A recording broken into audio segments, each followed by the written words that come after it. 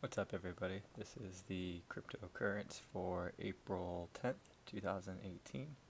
If you've enjoyed my video so far, go ahead and like this one, subscribe to the channel, follow me on Twitter, and if you are so inclined, if you have any excess of these three cryptocurrencies, go ahead and donate those, or it'll go directly towards the website I'm going to host, which isn't very expensive, so every small donation helps. And let's go ahead and jump into it.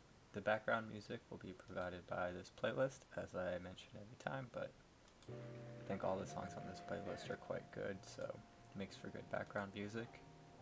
If any of you like it, supporting the artist goes a long way for them as well. So let's jump into it. The European Commission urges the EU to play a leading role in blockchain development. The European Commission EC Vice President Andrus Ansip has recently called on Europe to become a world leader in digital innovation, AI and blockchain as the areas where Europe is best positioned to play a leading role. However, it is no secret that we have to invest both politically and financially. There is quite some ground to catch up. Other continents are moving ahead quickly. I believe they're referring to basically Asia as well as North America. As restrictive as North America has been on cryptocurrencies, in particular some of the corrupt South American countries, North America as well. Even with America's restrictions on cryptocurrencies, they haven't outlawed basically like banks from interacting with them, like they haven't outlawed exchanges like Coinbase. They haven't deemed it like a fraudulent currency, so using it isn't essentially a felony. So there are places in Europe where they're still very backwards on it. They don't have very many blockchain laws. We saw, I believe in the Ukraine, they had a surge of mining and cryptocurrencies, and then they had a restriction as well as Hungary. So even with countries like the Netherlands and even the UK, like especially England, they're promoting blockchain and a lot of the distributed ledger technology, but they're still falling behind on cryptocurrencies and a lot of other practical applications of blockchain. So the EU is basically deciding that as a whole, or their members of the EU are urging them to agree to work as kind of a collective force in improving the EU's global position in terms of cryptocurrency and blockchain technology progress. There's going to be a new Know Your Transaction tool, which enables enhanced blockchain investigation. Chain Analysis is releasing a product called Know Your Transaction. It may be involved in illicit, helps businesses track customers that may be involved in illicit cryptocurrency related activity. Chain Analysis Know Your Transaction provides real-time feedback on transactions and fuels relevant information into what company calls exchanges transaction processing engines. Chain Analysis recently landed approximately $16 million in Series A funding from venture firm Benchmark. The general partner Sarah Tavel, who led the deal with Chain Analysis, explained that the move was a smart choice and called Chain Analysis a meat and potatoes company. They rose to fame after it was selected to investigate Japan's Mt. Gox debacle, which saw roughly $500 million worth of cryptocurrency disappear overnight. The reported mastermind is an alleged Russian cybercrime suspect who was arrested in Greece last summer. So what they're going to do is offer their services to follow transactions done on your exchange or your business, and then follow those wallets and their activity, and ultimately see where they end up or if they're engaging in illegal activity. And then either do two smart contracts you have set up, just automatically terminate that account, or if you're more of a centralized business, you can go and see what those transactions are, maybe speak to the customer, report them to the law, whatever it may be. As was mentioned yesterday, Nano is is going to be facing a class action lawsuit, but one of the things they're doing to provide a small amount of, let's say, like good faith is that they are going to match $1 million in legal fund donations to support BitGrail hack victims. The lawsuit placed the blame on Nano, and on April 6th, a class action lawsuit was filed against them. Now, in what appears to be a direct response to the lawsuit, the Nano Foundation announced on a Medium post a fund to support the victims of the breach in their legal efforts to reclaim their funds. Basically saying, hey, you guys want to find out what happened to your money, we're down to help. It could be looked at as like a PR move for them. Like, of course, if they donate to the people who are looking to investigate, then that looks good on them, even if they feel like they just did such a good job masking it or kind of defrauding everyone that they could get away with it. Or my personal opinion on it is that they just weren't, maliciously taking advantage of BitGrail. And that BitGrail is ultimately responsible for this, and that Nano is basically willing to help these customers figure out whether it's BitGrail, whether it's an individual hacker, whether it's a team of hackers, whatever it may be, figure out what happened in order to provide them some resolution. There's been $1.6 billion pumped into blockchain startups by China. Blockchain startups in China have a new source of funding they could tap into. Jiangyin Global Blockchain Innovation Fund launched with 1.6 billion, 10 billion yuan to funnel into promising Chinese blockchain startups. Amongst the ones that they are investing in, it's going to be Stream and Lino. The fund's announcement and the opening of the industrial park further establish Hangzhou as a rising center of blockchain technology in China. Like we mentioned before, the EU wants to catch up on some things that they're already behind, even with all the China FUD and the outlawing of Bitcoin. China is still ahead in terms of the blockchain technology, the mining technology, and things like that, even down to Taiwan, which isn't necessarily China. Just Asia in general is a major player in this blockchain market, not only with the cryptocurrencies themselves, not only with distributed ledger, not only with blockchain like advancement and improvement on coding, but like they're basically trying to create their own little San Francisco, like have a hub where a lot of these companies are based and they can meet up and discuss their outlook on things together and in a much easier format than if they were scattered all over, or if it was strictly Skype and things like that. Projects are still doable under those conditions. It's just easier and more ideal if it's all in one area. So China's pumping nice $1.6 billion into blockchain technology, provide a great bump to the market. Not like create a bull run on its own, but more promising bits of news to ultimately add up to something substantial.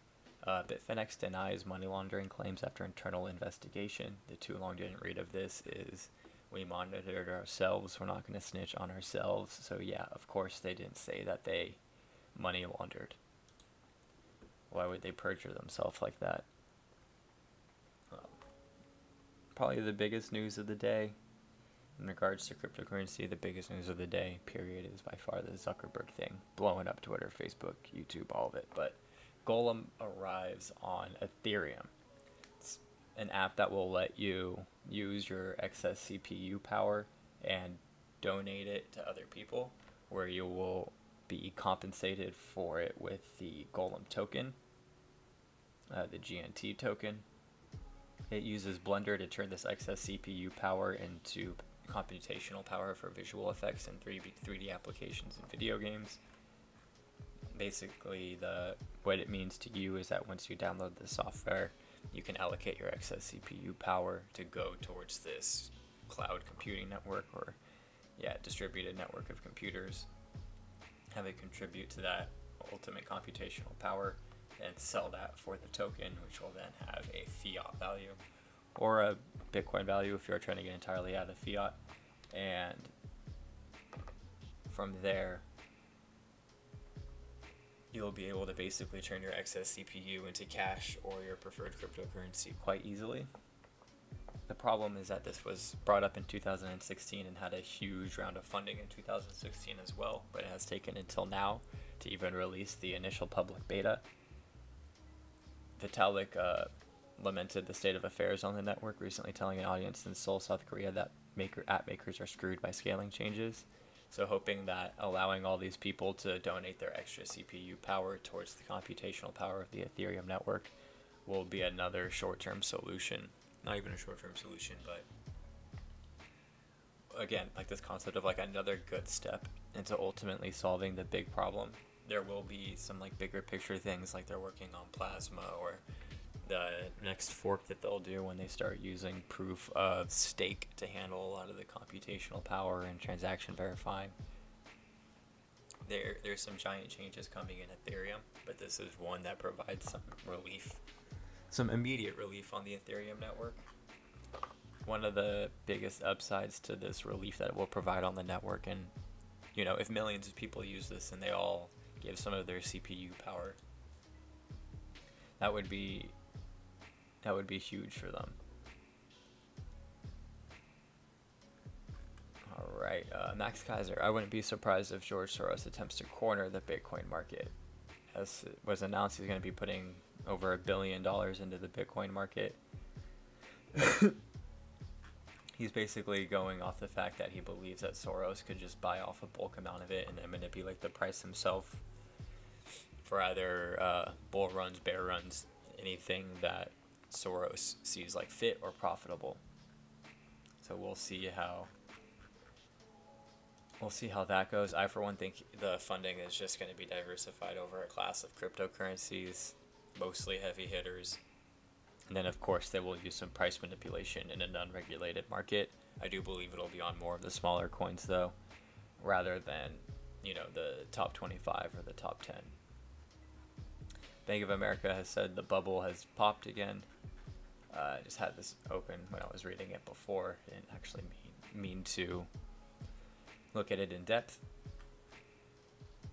Bitcoin prices claw background as China beats Bank FUD, with the giant influx of that payment, and then Hangzhou trying to become a China San Francisco for blockchain and cryptocurrency technology.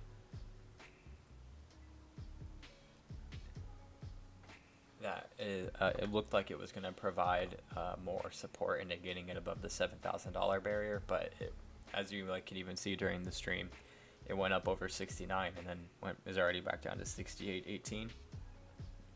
So there still is no heavy bull run coming in quite yet, but the vote of confidence from them is very positive overall for the news. And it seems like the article I had for it disappeared, but in reference to the Bitcoin being looked at as a virus, the Wall Street analysts were basically relating it to it kind of hit its max level of infectability and how many people it can have infected now that the word is out of how, this is all in quotations, now that the word is out of how volatile it is and all the problems that are associated with it and some of the risk, etc., etc. They're saying that it basically hit its peak infectability, and now that people know and there's remedies and knowledge and stuff like that on it, that that's what mainly contributes to the bubble being popped, is that people got sick by it, and now enough people are cured that the only ones who are still less sick are largely quarantined and won't grow up to be such a devastating disease, just to follow the metaphor, the analogy all the way through. I, for one, strongly disagree with that statement. I'm going to pull up the Excel spreadsheet of what we've done on these live buys real quick, but I strongly disagree with that statement. If anything, if it is a virus, it's a virus that's letting people know painful realities of all the excess fees they take and all the excess information that gets pulled from them. Even, I guess it's not technically related to cryptocurrency news, but the Zuckerberg thing is slightly related to this, because the more that centralized services and the more that trust-based websites and things like that show their flaws and have problems, I'm not wishing, anyone's personal information to get given to a Facebook app that's just going to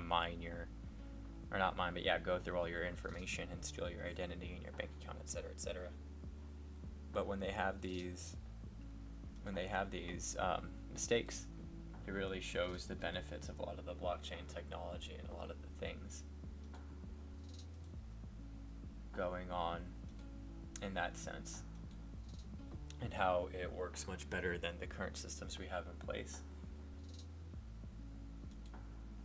Yeah, that's pretty much it. I did want to kind of connect that Zuckerberg thing to crypto because after talking about the flu relation to it, after talking about the flu relation to like trying to have that analogy go to Bitcoin, it makes me think that even if it is like a spreading disease, that other factors are kind of will contribute to it growing more. So like what if like the disease, it turns out this flu just made you have increased muscle growth and helped damage brain cells reconnect, right? I'm not saying Bitcoin is that. I'm not saying Bitcoin is a miracle like that. But let's say the disease had benefits instead of detriments. Then, yeah, it hit its peak infectability. Everyone heard about it, but then some FUD came in, and then some people took it and they got sick, or the muscle growth turned into cancer, etc., etc. So there was a lot of downside to it. But now, let's say the things that will now boost the disease are centralized services like Facebook. You find out that they're just storing and giving away storing and selling all your data. You see that banks charge much larger fees and have fractional reserves and hold your money intentionally so they can turn it into more money and sell it off. And then you, as just a person, don't enjoy the inconvenience of the fees and waiting for approval and wondering if you can or cannot buy something. And this is with assuming everything else in your government, economy, etc., is stable. Even with all those things, cryptocurrency or this disease of Bitcoin still has a very, it will always have a role to play. It'll always be around, and all of those downsides will continue to make people remember, oh, hey, you remember that disease that had some downsides to it? Or I think the pros greatly outweigh the downsides, as these other systems we have in place are disappointing us or outright betraying us. Alright, so that's going to be my rant to end this episode. The Excel spreadsheet of the live buys, we're still in the green despite everything going down. Binance coin fluctuating about 11.9 today. Hasn't hit 1210 and hasn't hit 1180, so 1190 is a good point for it right now. I do believe when the market recovers, this Binance coin will recover with it. The Nucleus Vision has recovered quite well since the big dip. It's recovering ahead of many of the other altcoins and Bitcoins, such as Litecoin and Bitcoin and Neo. And Litecoin took one of the larger hits, despite the fact they have some things coming up, like the new version of, I believe, LightPal, not LightPay. I believe it's called LightPal, and they're working together with Alliant payment systems as well as Abra, going online, but having its usage still be incredibly low. Those are things that are long-term pros for Litecoin, but the price itself has not reflected that. So that's struggling pretty bad, but overall still in the green. And yeah, I'll be doing another one of those today. It'll be a late night one. It's going to be a long-term hangout, like an hour, maybe two. It's going to be at about 11 p.m. Pacific Standard Time. So yeah, go ahead and tune in for that. Like this video, subscribe to the channel. If you enjoyed the music, check out the playlist on my YouTube channel. And I'll be on tomorrow. Bye.